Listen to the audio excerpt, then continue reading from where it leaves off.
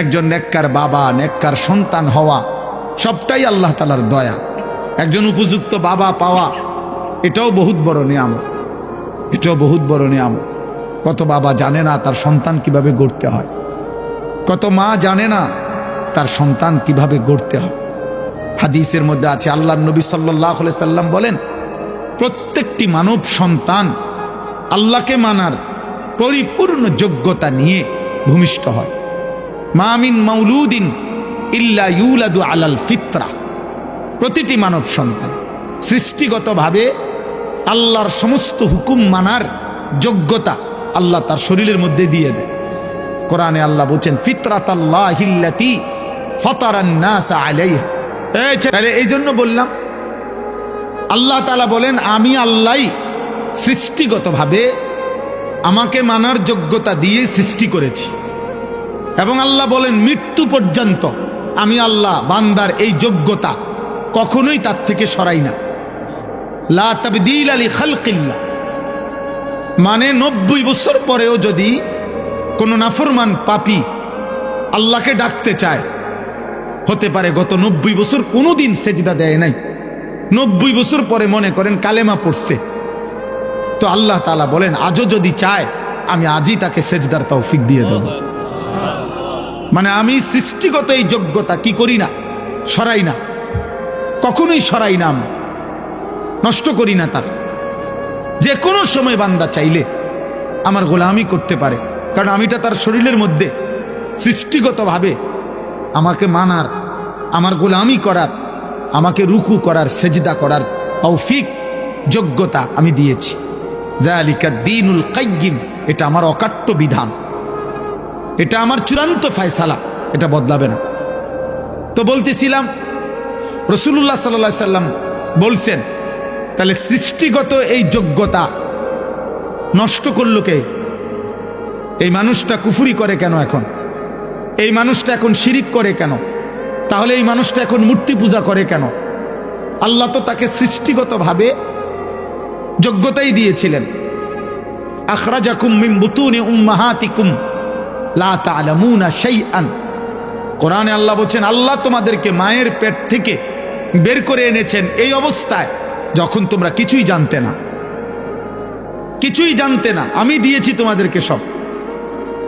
দুনিয়ার থেকে জন্মের পরে পৃথিবীর কারো কাছ থেকে তোমার জ্ঞান আসে নাই, আমি দিছি সমস্ত কিছু, আমি তোমার মধ্যে দিয়ে রাখছি। আতা কুল্লা শাইইন খালকাহু সুম্মা হাদা।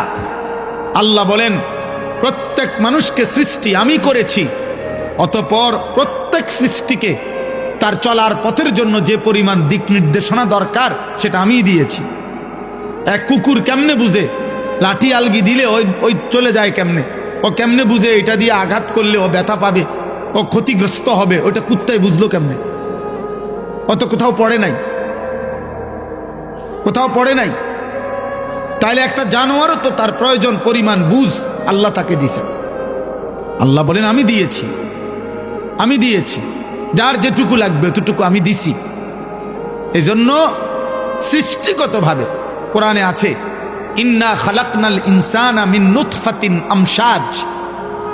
আল্লাহ বলেন একটি বীর্যের ফোঁটা থেকে, স্বামী স্ত্রীর বীর্যের ফোঁটা থেকে আমি আল্লাহ মানুষকে সৃষ্টি করেছি, নাবতালিহি, পরীক্ষা করার জন্য।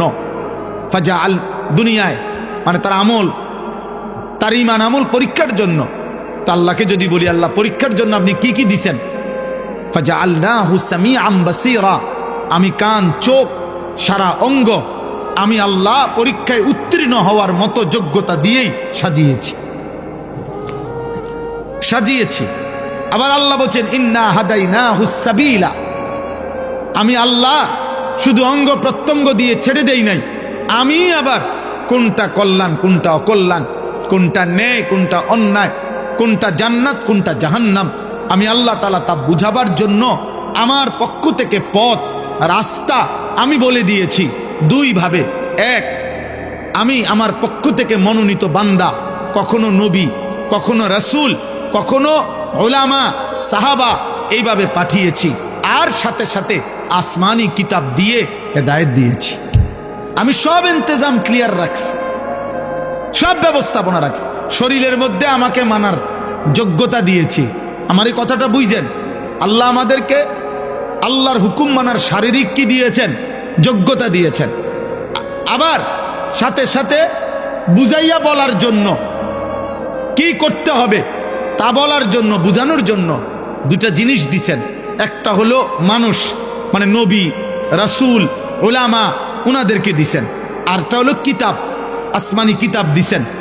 তো এরপরে তাকে নষ্ট করে কে? তারে বিপদগামী করলো কে?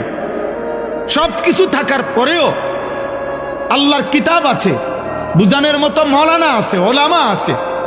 শরীরের মধ্যে রুকু করার, সেজদা করার যোগ্যতা আমাদের শরীরে আছে কিনা বলেন?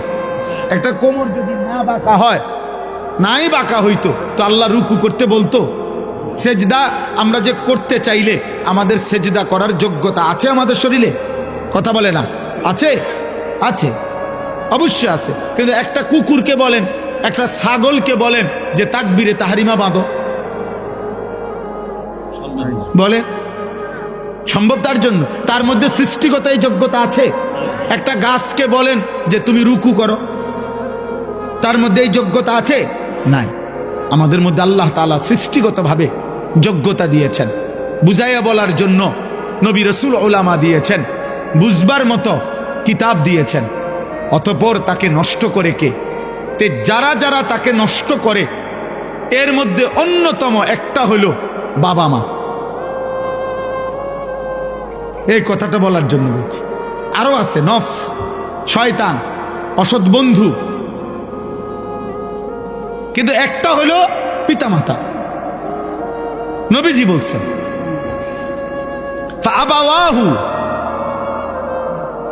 ফাআবাওয়াহু, সরাসরি হাদিস। আল্লাহর নবী বলেন আমার এই সৃষ্টিগত আমাকে মানার যোগ্যতাটা নষ্ট করে দিল কে? নবীজি বলেন তার বাবা মা। তার বাবা মা ইউহাব্বিদানিহি, তাকে ইহুদি বানিয়ে দিল। আও ইউনাসসিরানিহি, তাকে খ্রিস্টান বানিয়ে দিল। আও ইউমাজ্জিসানিহি, তাকে অগ্নি পূজক বানিয়ে দিল। আপনার ঘরে হিন্দি সিরিয়াল চলে, আপনার ঘরের টেলিভিশনের মধ্যে হিন্দি সিনেমা চলে। হিন্দি সিনেমার প্রত্যেকটার মধ্যে দুইটা জিনিসকে বিশেষভাবে দেখানো হয়। এক জিনিস মনে রাখবেন, হিন্দি সিনেমার মধ্যে অগণিত হিন্দি ছবির মধ্যে অহরহ হিন্দুদের ধর্মীয় পূজা অর্চনা, উপাসনা, মূর্তির দেবতার পূজা। তাইলে আপনার মুসলমানের মা, মুসলমানের ঘরওয়ালা বাবা, সে তার ছেলে মেয়ের জন্য যা ইন্তজাম করলো, সে প্রকাশ্যে ঘরের মধ্যে দেখে মূর্তি পূজার মহড়া। তাইলে তাইলে আপনি তাকে দেখাইলেন, ওই বাচ্চা বুঝ হওয়ার পর থেকে দেখলো যে সে, আপনি সিগারেট খান, প্রতি মুহূর্তে আপনার মুখের সামনে দিয়ে ধোঁয়া বাইর হয়, আগুন বাইর হয়। আপনার বিড়ি সিগারেটের প্রত্যেকটার মধ্যে মুখে আপনার আগুন থাকে। তো বাচ্চা দেখে আগুন হইল আমার বাবার ধর্ম, আমার বাবার ধর্ম, আমার দাদার ধর্ম হইল আগুন, অতএব আমার প্রিয় জিনিস হওয়া উচিত আগুন। তো আগুন এটা প্রতীক, এটা তো মূর্তি পূজক, আগুন পূজারীর, এটা তো ইমানদারের প্রতীক হইতে পারে না। আপনি সন্তানকে কি শিখাইলেন? আপনি কি শিখাইলেন বলেন? তাইলে এই জন্য এটা বোঝা উচিত, পিতা মাতার খামখেয়ালি আহা সন্তান বরবাদ করে দেয়। হাসরের ময়দানে, হাসরের ময়দানে ওই মা বাপ, ওই অভিভাবক যাদের কারণে তাদের অনুসারীরা, অনুগতরা, সন্তানরা জাহান্নামী হবে, খোদার কসম তারা যে যার কারণে জাহান্নামী হইছে, যাকে দেখে, যাকে অনুসরণ করে, আল্লাহর কসম সে তাকে ডাক দিবে, আল্লাহকে বলবে, আল্লাহ আমার আব্বারে দেখতে চাই, আমার ওই নেতাটারে আমার একটু দরকার, আমার ওই দোস্ত তারে আমার একটু দরকার, আমার মাকে আমার একটু দরকার। আমি নিজ চোখে দেখছি, আমার এই দুই চোখে দেখছি, মাজারে রাস্তার থেকে দাঁড়াইয়া আমি দেখছি মহিলা তার 6 বছরের বা 8 বছরের বাচ্চাটাকে সাথে নিয়ে মাজারের মধ্যে সেজদা দিতেছে। মহিলা বাচ্চাটা দিতে চায় না, মহিলা এমনি মাথাটা জাঁতা দিয়া, চাপ দিয়া বাচ্চাটাকে সেজদা করাইছে। হায় মা, তুই কি করলি? তুই মা করলিটা কি? তুই তোর ছেলেটাকে মুশরিক বানায় দিলি। আল্লাহ তাআলা যার রক্তে ঈমান দিছিলেন, যাকে সৃষ্টি লগ্নে আল্লাহ ঈমানের নিয়ামত দিয়ে দিছিলেন, আল্লাহকে মানার, তুই মা তাকে মুশরিক বানায় দিলি। মা কি করলা? মা তুমি ছেলেটাকে কি করলা? তুমি সুদের টাকা নিয়ে ছেলে মানুষ করছেন কেন? আপনি বুঝের ছেলে বুঝে না। বর্তমান সময়টা তো এমন, এখন আরো বেশি। 4 বছরের বাচ্চা যা বুঝে, আগের দিনে 40 বছরের ব্যাড হইতো এত বুঝতো না মিয়া। 5 বছরের বাচ্চা পৃথিবী এখন যা বুঝে, 50 বছরের বুড়া মিয়াও দুনিয়া এত বুঝে না। অতএব আমাদের এই সচেতনতা ভীষণ দরকার। আপনারা গ্রামের মানুষ বলে, আপনারা গ্রামের মানুষ এই সমস্ত নয়সয় কথা বলে খামখেয়ালি করেন না বাপ। আমি অনুরোধ করছি, এই বাপ, গ্রামে থাকেন আর শহরে থাকেন, সম্পদ কম থাকুক আর না থাকুক, অভাবে থাকেন আর প্রাচুর্যে থাকেন, মৃত্যু আসবেই, কবরে যেতে হবেই, আখেরাতে মুখোমুখি আল্লাহর হতে হবেই, আল্লাহর মুখোমুখি হইতে হবেই, মালাকুল মউত আমাদেরকে নিয়ে যাবেই। এই আমি আপনাদের সামনে কোরআনুল কারীমের যে আয়াতগুলো পড়ছি, এই আয়াতগুলো আমি একটু ব্যাখ্যা পরে করতেছি, আগে তর্জমাটা শুধু শোনেন, তাইলে আপনি বুঝবেন। শুধু অনুবাদটা শোনেন আল্লাহ কি বলেন। আমি এখানে 21 নম্বর পারা কোরআনুল কারীমের 32 নম্বর সূরা, এই সূরাটার নাম সূরায়ে সাজদা। এই যে আমরা যে সেজদা দেই, বুঝেন নাই? এই সূরার নামই সেজদা। এই সূরার 4টা আয়াত, 11, 12, 13, 14, এই 4টি আয়াত পড়ছি এই মাত্র শুরুতে। আগে 4টা আয়াতের তর্জমা শুনেন। এই 4টা আয়াতে আল্লাহ তাআলা কি বলতেছেন শুনতেছেন আপনারা সবাই? দোস্ত, বুট খাইও না, মাঝখান দিয়ে কেউ বুট বাদাম খাইও না। আমি অনুরোধ করছি, চলে গেলে আমি বললাম কোনো অসুবিধা নেই, তুমি চলে যাও, যার অসুবিধা হয় চলে গেলে আমার কোনো আপত্তি নেই, কিন্তু শুনলে, বসলে মনোযোগ দিয়ে শুনলে ভালো। আমি দোস্ত অনুরোধ করলাম, মনোযোগ হইলে ফায়দা হয়। বক্তার পর বক্তা আনলাম, 3 জন বক্তা, 6 জন বক্তাও, একজন উঠলো আরেকজন নামলো, কেউ হুঙ্কার দিল, কেউ ঝঙ্কার দিল, কেউ টান দিল, কেউ সুর দিল, কারো হাসি দিলে ভাল লাগে, কেউ কানলে ভাল লাগে, কেউ চিৎকার দিলে ভাল লাগে, কেউ উড়ে লাইলে ভাল লাগে। এই সমস্ত দিয়ে হবে না আব্বা, এর কোনো ফায়দা নাই, এটা কোনো বিষয় না বাবা। বিষয় হলো আমি উপলব্ধি, আত্ম উপলব্ধি। আহা, আমি কে, আমি কি করছি, আমি কোত্থেকে আসলাম, আমার কি করা উচিত, আমি যাব কোথায়, প্রতিনিয়ত মানুষগুলো কই যাচ্ছে, আমার বাবা কই গেলেন, আমার দাদা কই গেলেন, আমার চাচা মামা ফুফা খালুরা কই গেলেন, আমার জ্যাঠারে আমি 1 সপ্তাহ আগে দেখা গেছি, 1 সপ্তাহ পরে দেখছি জ্যাঠা নাই। জানাজা আমি পড়াইছি, জানাজার আগে আমি জ্যাঠার কবরের দিকে তাকাইছি, কবর তখন খালি, কবরে তখনও রাখে নাই আমার জ্যাঠাকে। আমি আমার বাড়ির কবর, তো কবরের দিকে তাকায় দেখা কিছুক্ষণ তাকায় থাকছি, আর আমি মনে হয় যেন শুনতেছি যে কবর আমারে বলে, আনিস, আমার থেকে কয়টা মাটি আমি তোমার জ্যাঠারে বানাইতে দিছিলাম, আজ আমার মাটি আমি নিয়ে নিলাম।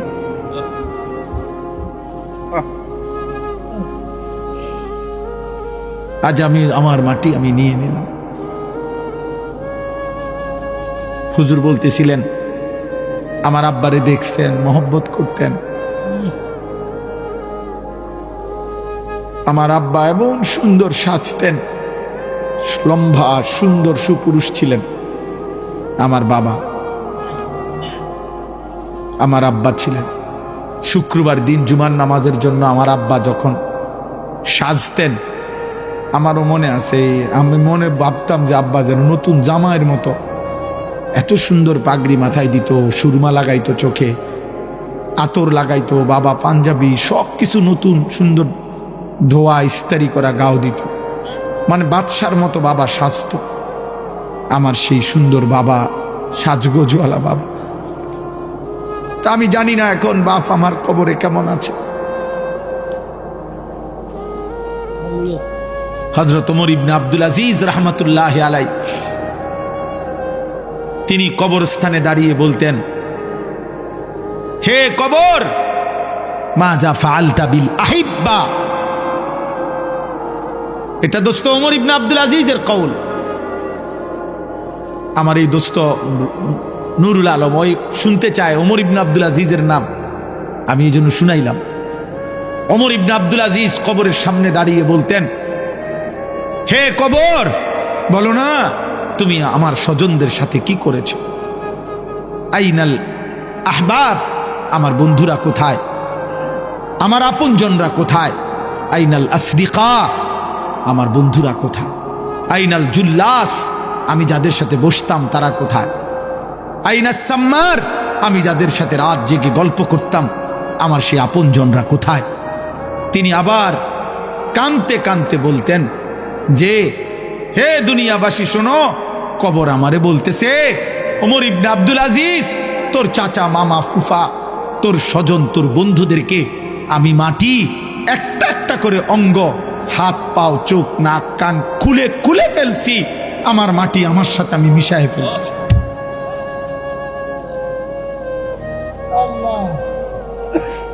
আমার মাটি আমি আমার সাথে মিশায় ফেলছি। দোস্ত আমার, বন্ধু আমার, প্রিয় নওজোয়ান, তুমিও থাকবা না আমিও থাকবো না, তুমিও থাকবা না আমিও থাকবা না। উনিও ছিলেন, এখন নাই। আল্লাহ তাআলা বলেন, শুনে এই মৃত্যুর দৃশ্য, আল্লাহর সামনে দাঁড়াবার দৃশ্য, মৃত্যুর মুহূর্তের স্মৃতি অবস্থা আল্লাহ তাআলা এখানে তুলে ধরছেন। এই জায়গা বড় সাংঘাতিক। আমার একজন আপনজন, আমার বিবির বড় ভাই মাওলানা মুফতি উসমান গনি 2-3 দিন আগে আমার সাথে সফরে ছিলেন উত্তরবঙ্গ। তো এক জায়গায় ফজরের নামাজ পড়াইছে এই 2 দিন আগে। তো ফজরের নামাজে উনি এই আয়াতের এই সাইডটা পড়ছে। উনি যে সময় পড়ছে নামাজে, তখনই আমার কলিজা ছিঁড়ে গেছে যে হায় মালিক, আপনি কি বললেন? ওইখান থেকে এটা মনে হয়েছে যে আমি আপনাদেরকে শুনাই। আল্লাহ তাআলা বলেন, কুল, হে নবী আপনি বলুন, ইয়াতাওয়াফাকুম মালাকুল মাউতিল্লাযী ওয়াক্কিলা বিকুম, আমি আল্লাহর পক্ষ থেকে আমি যেই ফেরেশতা মালাকুল মউত আজরাইলকে দায়িত্ব দিয়েছি, সেই ফেরেশতা মালাকুল মউত আজরাইল তোমাদের প্রত্যেককেই নির্দিষ্ট সময়ে মৃত্যু দিয়ে দেবে।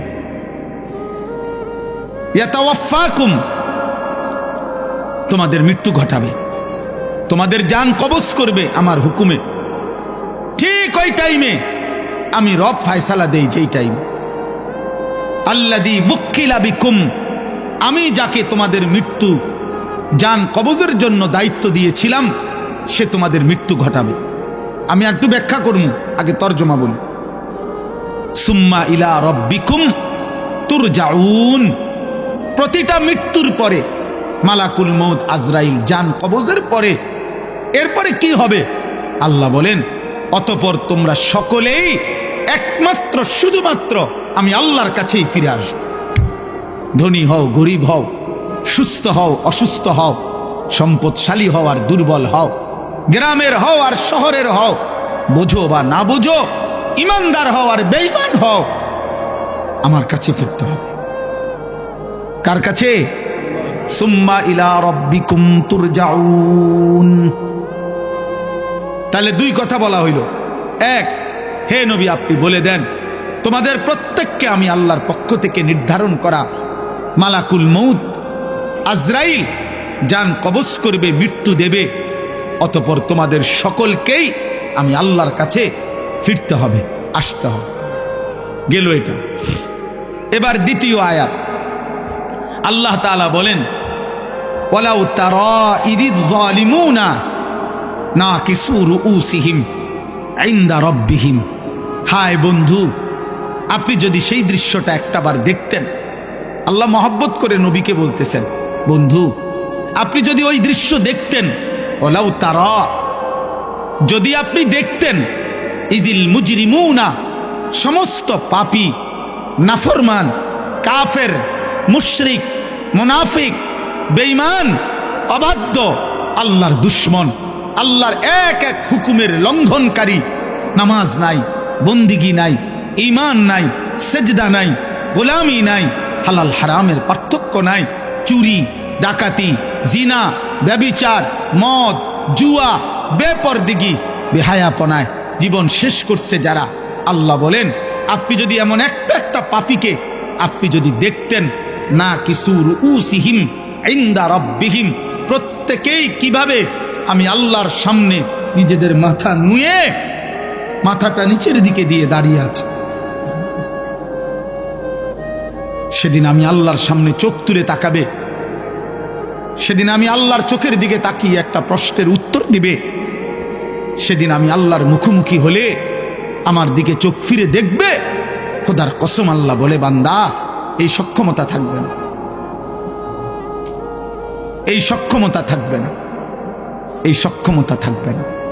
আল্লাহ এবার বলেন, তো মাথা নিচের দিকে দিয়ে নাফরমান চোখের পানি ফেলতে ফেলতে বলবে, রব্বানা আবসারনা ওয়া সামি'না, আল্লাহ জাহান্নামের দৃশ্য যা দেখার তা তো দেখলাম, যা শুনবার আযাবের ঘোষণা তা তো শুনলাম, ফারজি'না, অতএব মাওলা আপনার কাছে মুখোমুখি হয়ে মাথা নিচের দিকে নামিয়ে অপরাধী হিসাবে স্বীকৃতি দিয়ে আজ শুধু একটা আবদার, আমার একটা বারের জন্য দুনিয়ায় ফেরত দেন, আর একবার আমারে দুনিয়ায় যেতে দেন, না আমাল সালিহান, এবার গেলে সত্যি সত্যি আমি নেক আমল করব, গুনাহ ছাড়ব, সেজদা দেব, আপনার গোলামি করব। কেন?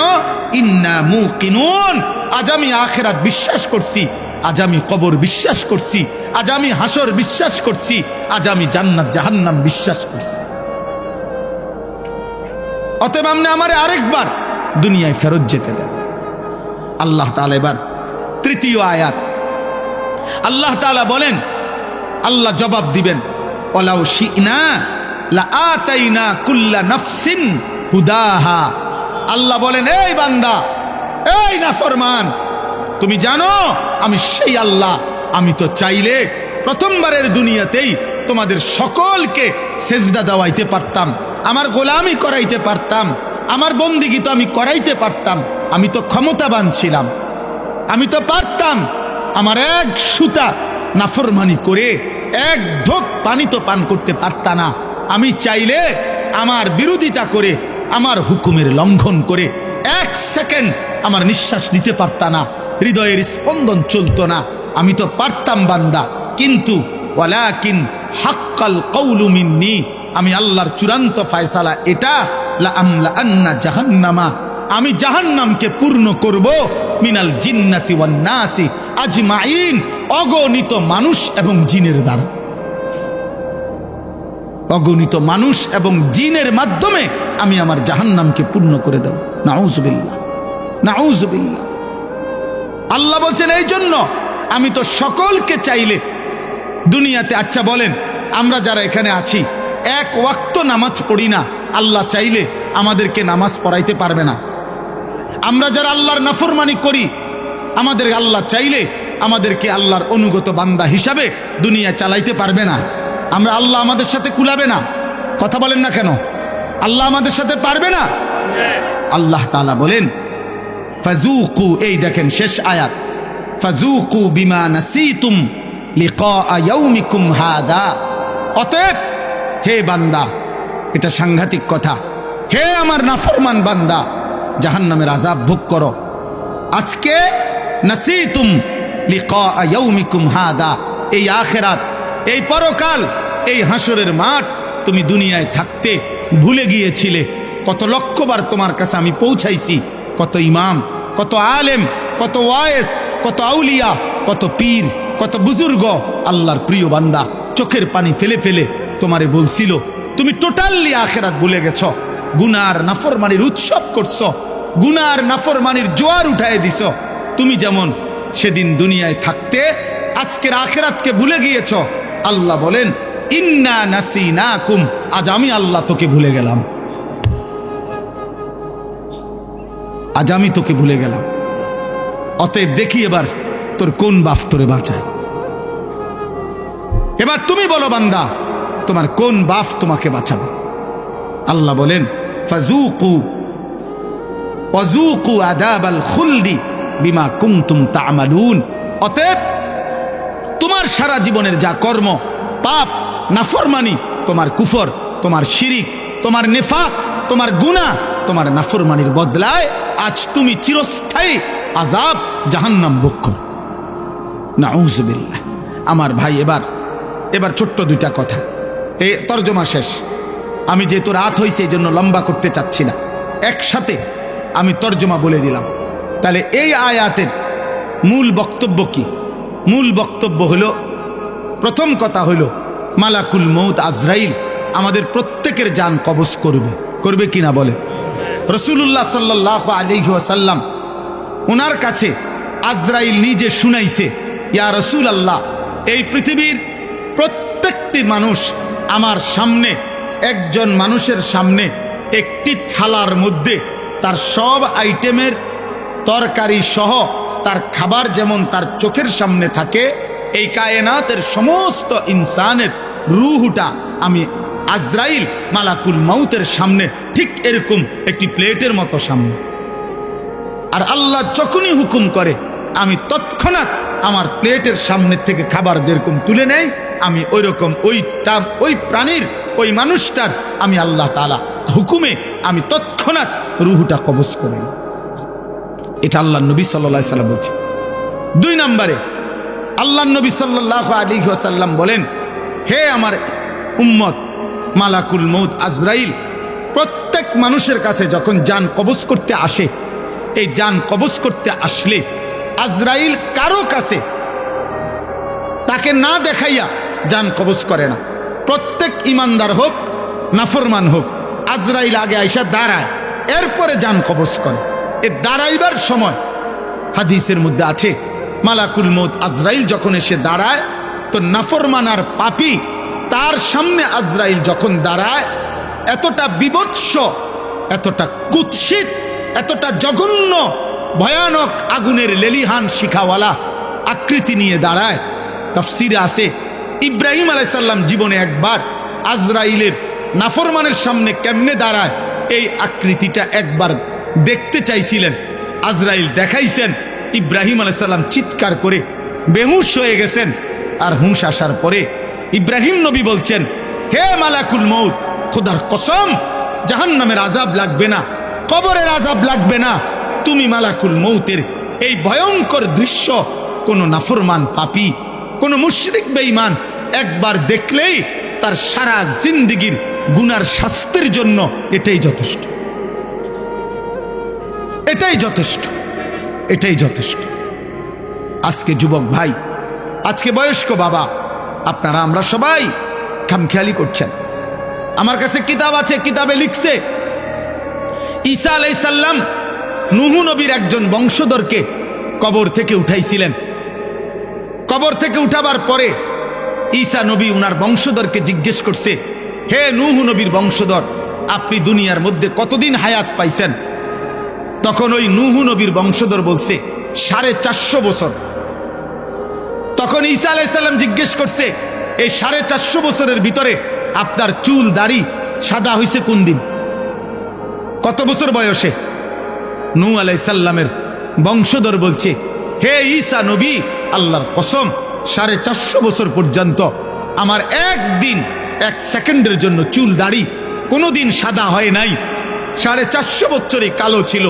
কিন্তু খোদার কসম, মালাকুল মউত আজরাইল যখন জান কবজ করে, জান কবজের ওই কয়েক সেকেন্ড রূহ কবজ করার কষ্ট আর যন্ত্রণায় আমার 450 বছরের কালো চুল দাড়ি নিমিষেই সাদা হয়ে গেছে, নিমিষেই সাদা হয়ে গেছে। আরো শুনেন আমার দোস্ত, কিতাবের মধ্যে আছে রাসূলুল্লাহ সাল্লাল্লাহু আলাইহি সাল্লামের একজন বিখ্যাত সাহাবী আমর ইবনে আস রাদিয়াল্লাহু তাআলা আনহু, তিনি বলছেন, ওনার সন্তান ওনার মৃত্যুর পূর্ব মুহূর্তে নবীর সাহাবীকে জিজ্ঞেস করছে, আব্বা এই মুহূর্তে আপনি নবীর একজন মহান সাহাবী, আপনার মৃত্যুর যন্ত্রণা আজরাইলের রূহ কবজ করার পূর্বে কেমন লাগতেছে? হযরত আমর ইবনে আস বলছে, ইয়া বুনাইয়া কাআন্না জিবালাদ দুনিয়া আলা সাদরি, হে আমার প্রিয় সন্তান, আমার মনে হইতেছে পৃথিবীর সবগুলো পাহাড় আমার বুকের উপরে চাপ দিয়ে রাখছে। পৃথিবীর সমস্ত পাহাড় আমার বুকে চাপ দিয়ে রাখছে। দোস্ত আমার, বন্ধু আমার, সাকরাতুল মউত, মৃত্যু যন্ত্রণা, মৃত্যু বড় ভয়ানক বিষয়, মৃত্যু বড় ভয়ানক বিষয়, মৃত্যু বড় ভয়ানক বিষয়। এই পৃথিবীতে মৃত্যুর ভাবনা, মৃত্যুর কথা যার স্মরণ থাকে না, মৃত্যুর কথা যার মনে নাই, তার জীবনটাই নাফরমানের জীবন হইতে পারে। কোনো ইমানদার অথবা কোনো বিবেকবান যে চোখের সামনে মৃত্যু দেখছে, সে অহংকার করে কেমনে? যে চোখের সামনে অনিশ্চিত মৃত্যু দেখে, সে দুনিয়া নিয়া এত পাগল পারা হয় কেন? আল্লাহ বলেন আমার সামনে মাথা নুয়ে থাকবে আর বলবে, আল্লাহ আমি সব দেখছি, জাহান্নামের আযাব দেখছি, আমার দুনিয়ায় ফেরত দেন। আল্লাহ বলবে, না বান্দা, না বান্দা, আমার বাপ এত মৃত্যু, এত লাশ, এত মানুষের জানাজা দেখবার পরে এই ঈদগাহ মাঠে কত মানুষের জানাজা হয় না? কথা বলেন না? আপনাদের কবরস্থান নাই? এখানে একজন মানুষ আছেন যে কোনোদিন কবর দেখেন নাই? বলে না ভাই? একজন মানুষ আছে যে কখনো লাশ দেখে নাই, কোনো জানাজা পড়ে নাই? এত মৃত্যু, এত লাশ, এত জানাজা, আমাদের একটা বারও যদি আখেরাত মনে না করায়, এর কেমন শক্ত পাষাণ দিল হইল বাপ। এই যুবক ভাই, রাত অনেক হয়েছে আব্বা, তোমরা যে কয়জন আছো আমি হাত জোড় করে দোস্ত আমার বলি না বাপ, কেমনে তুমি এত মৃত্যু দেখে, তোমার পূর্বপুরুষের কেউ দুনিয়ায় নাই, তুমি এক ওয়াক্ত নামাজ পড়ো না, এত শক্ত, এত পাষাণ কেমনে হইল আব্বা? আরে আব্বা, দুনিয়ার মেম্বার, চেয়ারম্যান, দুনিয়ার কোনো নেতা মেতার বিরোধিতা করিলে হইতে পারে সাময়িক কিছু যন্ত্রণা হইতে পারে, পেরেশানি হইতে পারে, কিন্তু এত বড় সৃষ্টিকর্তার নাফরমানি করে যাবা কোথায়? যাবা কোথায় বাপ? একটা ছেলে বলো, একজন বাবা বলেন, আজকে 30 বছর যারা সুদ খাইতেছেন, প্রতিদিন যাদের ঘরে রঙিন টেলিভিশন চলে, যাদের স্ত্রী ছেলে মেয়ে নামাজ পড়ে না, আপনি বলেন না আব্বা এগুলা কি গুনাহ না? কথা বলেন না কেন? তো এই গুনার কি কোনো আখিরাতে হিসাব হবে না? আমার বাপ, কোরআনুল কারীমের মধ্যে আছে, একজন নাফরমান মোট 3 বার আল্লাহর কাছে আবার দুনিয়ায় ফেরত আসতে চাইবে। খোদার কসম, 3 বারই আল্লাহ বলবেন, না না না বান্দা। একবার যখন জান কবজের সময় হয়, আজরাইলের ভয়ানক এই বিভৎস কুৎসিত চেহারা দেখে নাফরমান চিৎকার দিয়া বলবে, পৃথিবীবাসী শুনবে না। আল্লাহ বলছে, নাফরমান বলবে, রব্বির জিউন, আল্লাহ দুনিয়ায় আর কিছুদিন থাকতে দেন, নেকামল করব। আল্লাহ বলবেন না। আরেকবার হাসরের ময়দানে খোদার কসম, ফেরেশতারা, তাফসীরের মধ্যে আছে, কোরআনে আছে, ওয়াজিআ ইয়াউমাইদিন বিজাহান্নাম, 70,000 আগুনের শিকল দিয়া বাইদা ফেরেশতারা জাহান্নামকে টেনে হাসরের ময়দানে এনে দাঁড় করাবে। এই হাসরের ময়দানে যখন জাহান্নামের দিকে এক নজর তাকাবে, তখন জাহান্নামীর এই দৃশ্য দেখে জাহান্নামী নাফরমান চিৎকার দিয়া আল্লাহকে বলবে, আল্লাহ আমারে দুনিয়ায় ফেরত যেতে দেন। আল্লাহ বলবে না। এই দ্বিতীয়বার। আর তৃতীয়বার হলো যখন জাহান্নামীকে জাহান্নামে ফেলা হবে, প্রতি মুহূর্তে, প্রতি সেকেন্ড, রব্বে কাবার কসম, মিনিট মিনিট জাহান্নামী শুধু চিৎকারই করবে আর বলবে, আল্লাহ দুনিয়ায় ফেরত যেতে দেন, দুনিয়ায় ফেরত যেতে দেন, দুনিয়ায় ফেরত যেতে দেন। নেকামল করবো রে মাওলা, নেকামল করবো রে মাওলা, নেকামল করবো রে মাওলা। আল্লাহ বলবেন, আমি হায়াত দিছি তো বান্দা, আমি আমার প্রতিনিধি পাঠিয়েছি তো বান্দা, তুমি আমার কথা গুরুত্ব দাও নাই।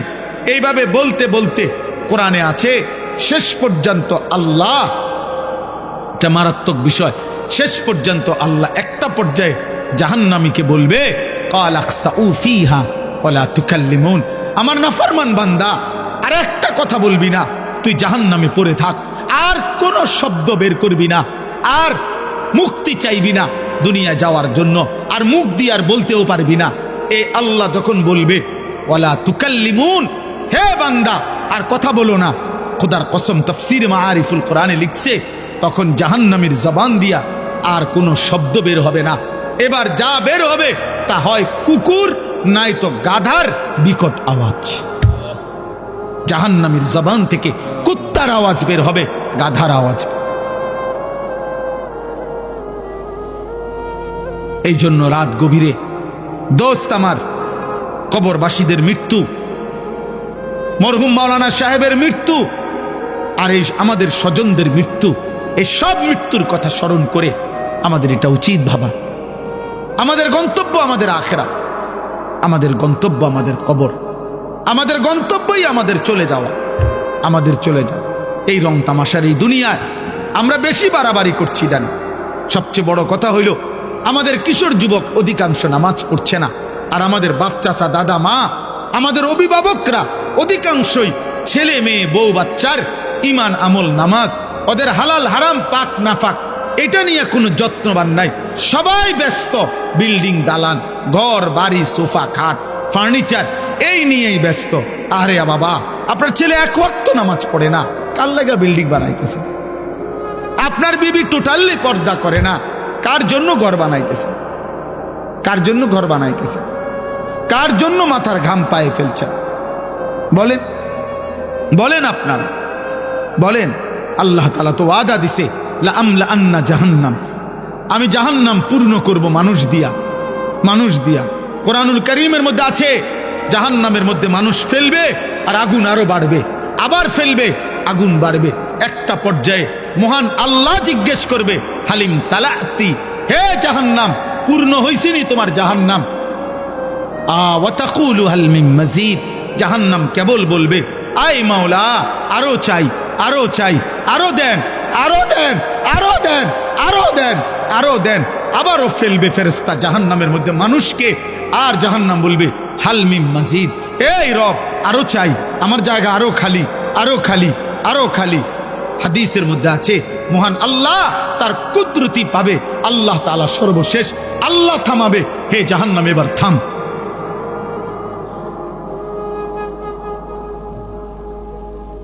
আফসোসের বিষয়, আফসোসের বিষয়। আপনি ভেবে দেখেন, আমরা কিতাবে পড়ছি, আমার কাছে এই কিতাব গাড়িতে আছে। একজন বড় বুজুর্গ ছিলেন আলী ইবনে ফুজাইল, এই মহান বুজুর্গ একদিন রাত্রিবেলা আল্লাহর কোরআন পড়তেছিলেন। তো পড়তে পড়তে হঠাৎ কোরআন শরীফের এই আয়াত পড়ছেন, ওয়াকিফুহুম ইন্নাহুম মাসউলুন। কিয়ামতের দিন আল্লাহ ফেরেশতাদেরকে বলবে, আমার বান্দাকে আমার সামনে এনে দাঁড় করাও, আমি আল্লাহ এখন তাকে জিজ্ঞেস করব। এই কথাইটা উনি যখন পড়তেছিলেন তাফসীরের মধ্যে, আরে ওই হাদিস কিতাবে আছে, উনি এত বেশিবার এই আয়াতিটা বারবার পড়তেছিলেন আর কাঁদতেছেন, আহা আল্লাহ জিজ্ঞেস করবে, আল্লাহ জিজ্ঞেস করবে, আল্লাহ জিজ্ঞেস করবে। একটু পরে ঘরওয়ালারা টের পাইছে উনি বেহুশ হয়ে গেছেন। এরপরে হাত দিয়ে দেখছে না, উনি মারাই গেছেন, মারাই গেছেন। এই এক কথা শুধু ভাবছেন, আহা আমার রব আমাকে জিজ্ঞেস করবে, আমি কি উত্তর দেব? আমার রব আমাকে জিজ্ঞেস করবে, আমার মালিক বলবে, আনিস 365 দিনে কোনো দিন ফজরের নামাজ পড়লা না? আমার ভোরের আলো তোমায় কখনো দেখলো না? প্রতিটা দিন সূর্যের আলো, এই ভোরবেলা যে আমি সূর্য উঠাইলাম তোমার জন্য উঠাইছিলাম। আমি তো আল্লাহ, সূর্য ছাড়াও আমি তো আছি, আমি তো তোমার জন্য ভোর এনেছিলাম, তুমি আমার সেজদা দিলা না? আমি তো তোমার জন্য রাত্র ডুবাইছিলাম, সূর্য অস্ত গিয়েছিল, তুমি মাগরিব পড়লা না? তুমি এশার নামাজ পড়লা না? কি উত্তর হবে আব্বা বলে? এজন্য আমি সব সময় বলি, ওই মৃত মানুষের রুহের মাগফিরাত এটার চাইতে বেশি দরকার আমাদের জীবিত মানুষের হেদায়েতের ফিকির। যে কবরে চলে গেছে তিনি তো চলেই গেছেন, উনি ওনার ভালো মন্দ নিয়া উনি তো কবরে চলেই গেছেন, উনি আর ফিরবেন না। আর সুযোগ হবে না। উনি হাজার বুঝলেও, এই কবর থেকে চিৎকার করলেও উনি তো আর এই জমিনে আসবে না। কিন্তু আমরা তো এখনো বেঁচে আছি, আমাদের তো এখনো সুযোগ ছিল, আমরা তো পারতাম আজও আল্লাহকে সেজদা দিতে, আমরা তো পারতাম আল্লাহকে ডাকতে, পারতাম আল্লাহকে ডাকতে। অতএব এই রাত গভীরে আমার কথা আমি এতটুকুই আজকে বললাম, আমরা প্রত্যেকে ইনশাআল্লাহ নিজের আখিরাত, নিজের কবর, নিজের মৃত্যু, এই অনিবার্য বাস্তবতাকে আমরা স্মরণ করে আমরা আখিরাতকে, নিজের জীবনকে সাজাবার চেষ্টা করব। বলেন ইনশাআল্লাহ। যুবক ভাই, তোমরা ফজরের নামাজ পড়ো ভাই। প্রিয় ভাই, তোমাদের অনেক ছেলে আব্বা, চুল, চেহারা, লেবাস, পোশাক দেখলে বোঝা যায় শরীর নাফাক, পেশাব করে পানি নাও না, নারী ছবি, অস্থি দৃশ্য দেখে দেখে নিজেদের চেহারাটা নষ্ট করে ফেলছ। অনেক ছেলে তোমরা তোমাদের অল্প বয়সে চেহারা বুঝায় যা অনেক কালো হয়ে গেছো, চেহারার সৌন্দর্য নষ্ট হয়ে গেছে। চুলের পেখম দিয়া সুন্দর হয় না আব্বা, সেজদা দিয়ে সুন্দর হয়, সেজদা দিয়ে সুন্দর হয়, সেজদা দিয়ে সুন্দর হয়, সেজদা দিয়েই সুন্দর হয়। হ্যাঁ হ্যাঁ, আহা, আল্লাহ আমাদেরকে হেফাজত করেন, আল্লাহ আমাদেরকে হেফাজত করেন, আল্লাহ আমাদেরকে হেফাজত করেন। রব্বুল আলামিন এই কপাল আমাদের বানিয়েছেনই সেজদার জন্য। এই পৃথিবীর কোনো কাজে কপাল লাগে না। মানুষ হাত পাও, মানুষ চোখ কান, মানুষ নাক দিল দিমাগ দিয়া উপার্জনের বিভিন্ন কিছু করে রোজগারের জন্য, কিন্তু কপাল দিয়া কোনো কিছু ধাক্কায়ও না, আজ্ঞায়ও না। কপাল দিয়া কোনো কাজ, পৃথিবীর উপার্জনের কোনো কাজ কপাল দিয়ে হয় না। তাহলে কপাল আল্লাহ কেন বানাইলেন? রব্বুল আলামিন বলছে, বান্দা, কপাল আমি শুধুই সেজদার জন্য বানাইছি, কপাল বানাইছি শুধু সেজদার জন্য। এটা আলাদা, স্পেশাল স্পেশাল। আমি চাই তোমার কপাল নিচের দিকে নুইবে। তুমি যদি তোমার কপাল মাটির দিকে নাও, আমি আল্লাহ তোমার কপাল আরশে আজিমে নিয়ে আসবো। তুমি যাবা নিচের দিকে, আমি টেনে আনবো উপরের দিকে। এই জন্য বান্দা তো গেছে সেজদা দিতে নিচের দিকে, অথচ জান্নাত তো উপরের দিকে। বুঝেন নাই? জান্নাত কোথায়? 7 আসমানের ঊর্ধ্বে, জান্নাত উপরে। তো আমি দে সেজদা দিয়ে যাই নিচে। আল্লাহ বলেন, হ্যাঁ তুমি নামো নিচে, আমি তুলবো তোমার এই জান্নাতে, আমি টেনে আনবো বান্দা, আমি টেনে আনবো। আর যদি তুমি নিজেই অহংকার করো, ঘাড় ফাঁক দাও, তুমি অহংকার করে মাথা সোজা করো যে কি হবে কার, কে কি করবে, আল্লাহ বলেন ওই অহংকারী ঘাড় আমি আল্লাহ নোয়াই দেব। এটাই আল্লাহ এখানে বলছেন, না কিছু রুউসিহিম, মাথা নোয়াইতে হবে, মাথা নোয়াইতে হবে। আল্লাহ তাআলা আমাদের প্রত্যেককে আখিরাতের ফিকির দান করেন। আজকে হযরত মাওলানা গিয়াসউদ্দিন সাহেব রাহিমাহুল্লাহ, ওনার এই স্মরণে এই মাহফিল, কবরবাসীদের রুহের মাগফিরাতে এই মাহফিলে আমার এটাই বক্তব্য। চলেন আমরা আমাদের এই মেহমানরা, আমাদের এই ভাইরা, আমরা প্রত্যেককেই আখিরাতকে মনে করব।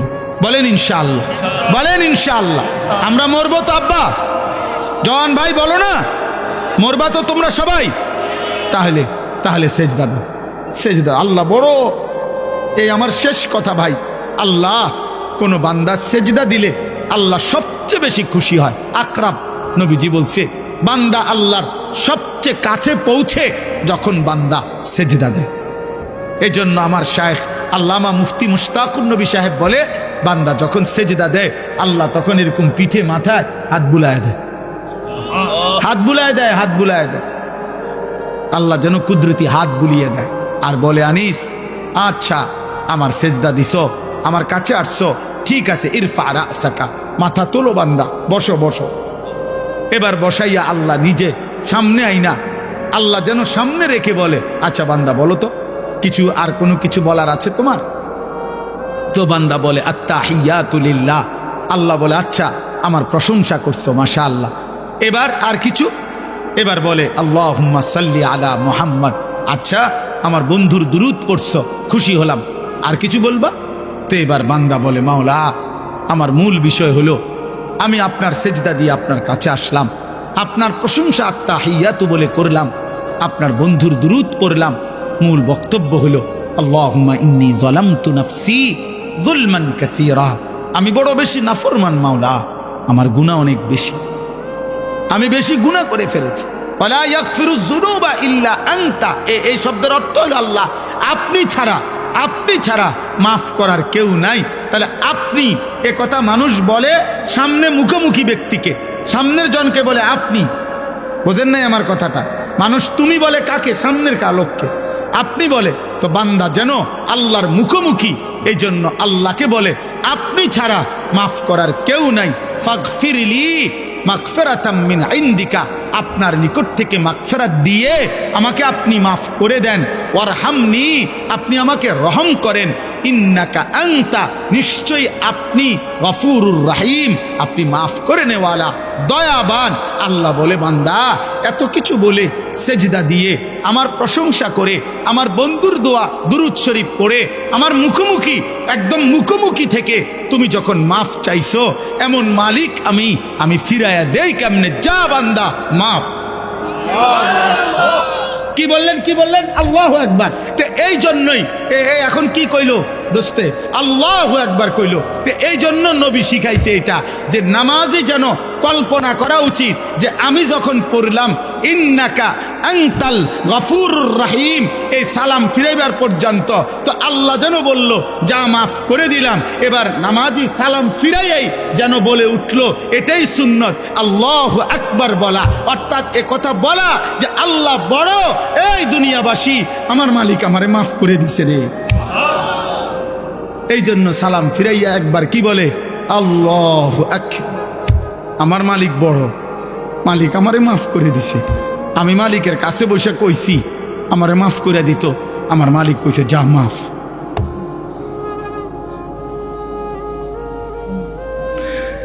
এজন্য আল্লাহ নবী সাল্লাল্লাহু আলাইহি ওয়াসাল্লাম বলছেন ইয়ামহুল্লাহু বিহিন্নাল খাতায়া, 5 ওয়াক্ত নামাজের বদলায় আল্লাহ তাআলা বান্দার সমস্ত গুনাহ মাফ করে দেন, সব গুনাহ। চলো বাবা ইনশাআল্লাহ সেজদা করবো তো ইনশাআল্লাহ, নামাজ পড়বো তো ইনশাআল্লাহ। আল্লাহ তৌফিক দেন, আল্লাহ কবুল করেন। আল্লাহ তাআলা আমাদেরকে ঈমান আমলের দৌলত দান করেন। আল্লাহ তাআলা হুজুরের কবর, এলাকার সমস্ত কবর আল্লাহ তাআলা নূরে নূরে ভরপুর করে দেন, আমিন।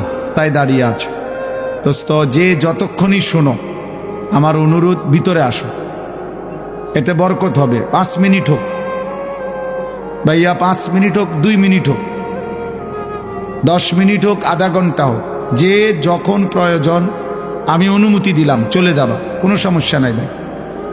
যার যখন দরকার হয়, একবারে সামনের ব্যক্তি, স্টেজের ব্যক্তি, যিনি যেখানে আছেন, যার যখন প্রয়োজন হয় চলে যাবে, কোনো অসুবিধা নাই। আমি ব্যক্তিগতভাবে এতে বিব্রত বোধ করি না আগের থেকেই, কারণ প্রত্যেক মানুষের প্রয়োজন থাকতে পারে। পুরা শেষ পর্যন্ত মুনাজাত পর্যন্ত থাকতেই হবে বাধ্যতামূলক, এমন কিছু না। আল্লাহর কথা যে যেটুকু শুনে এটুকুই লাভ। ওই যে অটোর ভিতরে যারা বসছো, ভাই দোস্ত অটোর থেকে নাইমা আসো, ওই সাদা প্যান্ট আও। জি মাশাআল্লাহ, যখনই যার সুযোগ হয়, প্রয়োজন হয়, চলে গেলে কোনো অসুবিধা নাই। কাজ থাকতে পারে, ক্লান্তি থাকতে পারে, শারীরিক দুর্বলতা থাকতে পারে, সারাদিন পরিশ্রম করছেন। এই দ্বিতীয় কথা হলো, সবগুলো মোবাইল হাতে ধরা যারা ভিডিও রেকর্ড করছেন, এগুলো বন্ধ করতে হবে। মোবাইল হাতে ধরে একজনও ভিডিও বা রেকর্ড করা যাবে না। আগেরটা তো একটু নরমে কইছি, এটা একটু শক্ত বললাম, এবং আশা করা যায় এটার উপরে আরেকটু শক্ত হবে। তার মানে ভিডিও করতে দেব না হাত ধরে, মোবাইল হাতে ধরে ভিডিও বা রেকর্ড করতে দেব না। যদি আমি কাউকে দেখি এরপরে আপনারা উঠাই দেব ধমক দিয়া, প্রয়োজনে লোক নিমু আপনার উঠাই দেওয়ানে লেগে। এই জন্য দয়া করে একজনও, ছোট বড় কেহই মোবাইল হাতে ধরে ভিডিও বা রেকর্ড করা যাবে না। দোস্ত এতে মনোযোগ হয় না, দিল জমে না, দিল জমে না। রাত 11টা বাজে, কাজেই রাত্র একদম কম হয় নাই, অনেক রাত হয়েছে, চারদিকে ঠান্ডা কুয়াশা। অতএব আমাদের প্রত্যেকেরই ঘরে ফেরা দরকার, কিছুটা সময় ঘুমানো দরকার, ফজরের নামাজ পড়া দরকার। আর তদুপরি সারা দিনের ক্লান্তির পরে আল্লাহ তাআলা কোরআনুল কারীমের মধ্যে বলছেন ওয়াজআলনা নাওমাকুম সুবাতা, আমি আল্লাহ তোমাদের জন্য ঘুম বানিয়েছি। কেন বানিয়েছি? আল্লাহ নিজেই বলেন সুবাতান, অর্থ হইল তোমাদের ক্লান্তি কেটে দেওয়ার জন্য, দূর করার জন্য। সাবতুন অর্থ হইল কাটা, দূর করা। আল্লাহ বলেন তোমাদের ক্লান্তি দূর করার জন্য তোমাদের জন্য ঘুম আমি বানিয়েছি। আমি বানিয়েছি ঘুম, আল্লাহ তাআলার সৃষ্টি। ও আব্বা কথা বলো না, বাবা কথা বলো না, ঘুমাইলো, শুয়ে লাও, তোমরা ছোট মানুষ, তো শরীর তো এটা আর কত বয়ে থাকবে। তাইলে ঘুম এটা আল্লাহর মখলুক।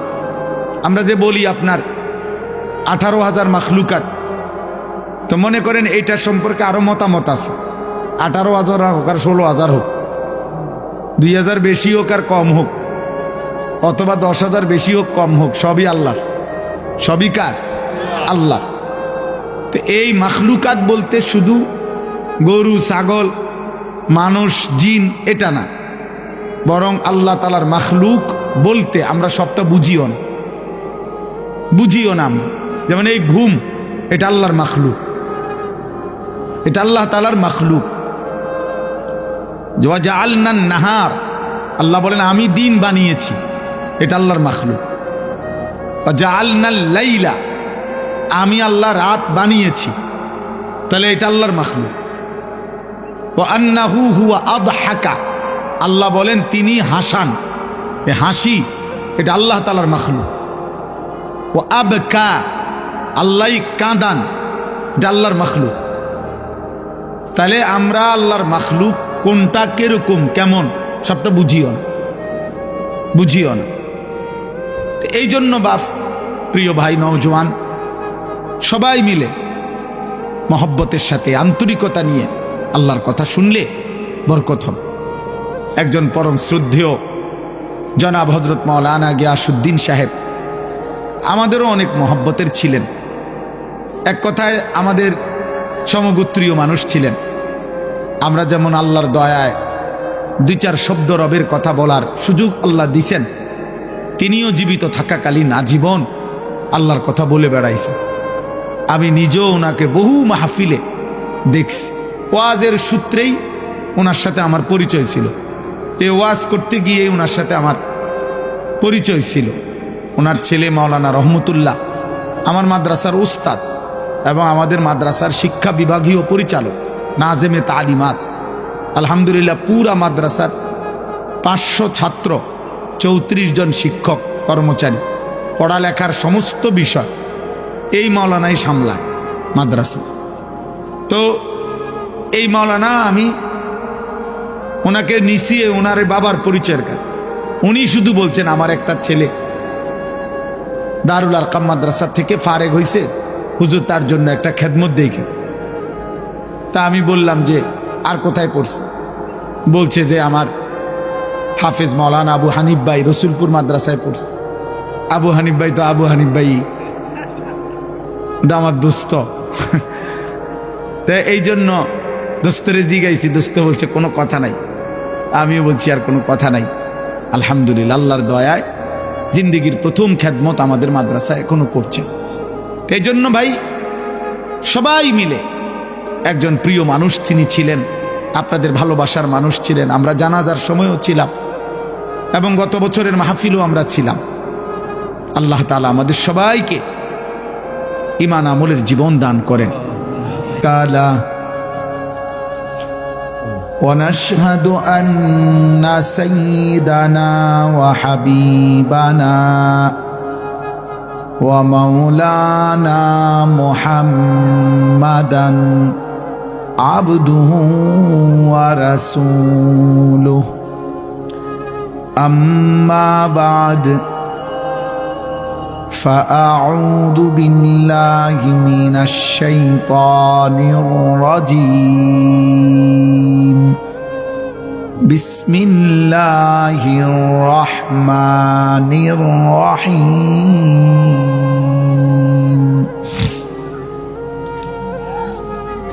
قل يتوفاكم ملك الموت الذي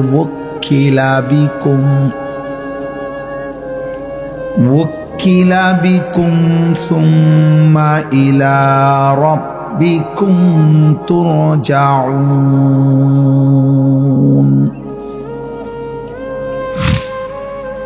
ولو ترى إذ المجرمون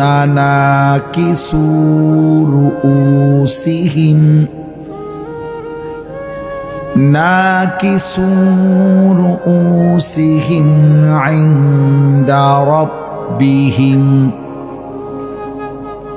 ربنا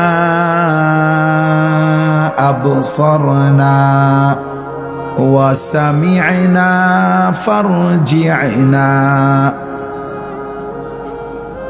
فارجعنا نعمل صالحا إنا موقنون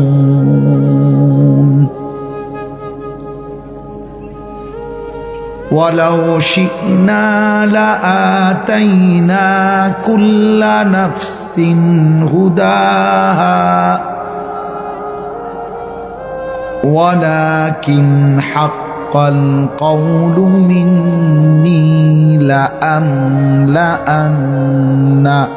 جهنم من الجنة والناس أجمعين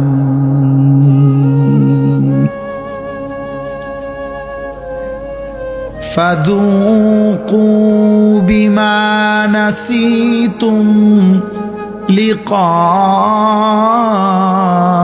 يومكم هذا إنا نسيناكم فذوقوا عذاب الخلد بما كنتم تعملون صدق الله مولانا العظيم وقال نبينا صلى الله عليه وسلم أكثروا ذكر هادم اللذات اللهم صل على محمد وعلى آل محمد كما صليت على إبراهيم وعلى آل إبراهيم إنك حميد مجيد اللهم بارك على محمد وعلى آل محمد كما باركت على إبراهيم وعلى آل إبراهيم إنك حميد مجيد سبحانك لا علم لنا إلا ما علمتنا إنك أنت العليم الحكيم الحمد لله আল্লাহ পাক রব্বুল ইজ্জত জুল জালাল ওয়াল ইকরামের ফজল করম রব্বুল আলামিনের অপরিসীম ইহসান মেহেরবানি দয়া আল্লাহ তাআলা আমাদেরকে আজ 29 নভেম্বর 2025 রোজ শনিবার কুমিল্লা জেলা বিপাড়া উপজেলাধীন মাধবপুর রানীগাছ কেন্দ্রীয় ঈদগাহ ময়দানে বিশিষ্ট আলেমে দ্বীন প্রখ্যাত ওয়াইজ আলহাজ হযরত মাওলানা গিয়াসউদ্দিন রাহিমাহুল্লাহু তাআলা এর স্মরণে এবং এলাকার সমস্ত কবরবাসীদের রূহের মাগফিরাত কামনায় আজকের এই মুতাবাররাক দ্বিতীয় বার্ষিক ওয়াজ ও দোয়ার মাহফিলে আল্লাহ তাআলাই আমাদেরকে আসবার বসবার আল্লাহর জন্যই জমা হওয়ার তৌফিক দান করেছেন, আলহামদুলিল্লাহ। প্রিয় নওজোয়ান ভাই, তোমরা যারা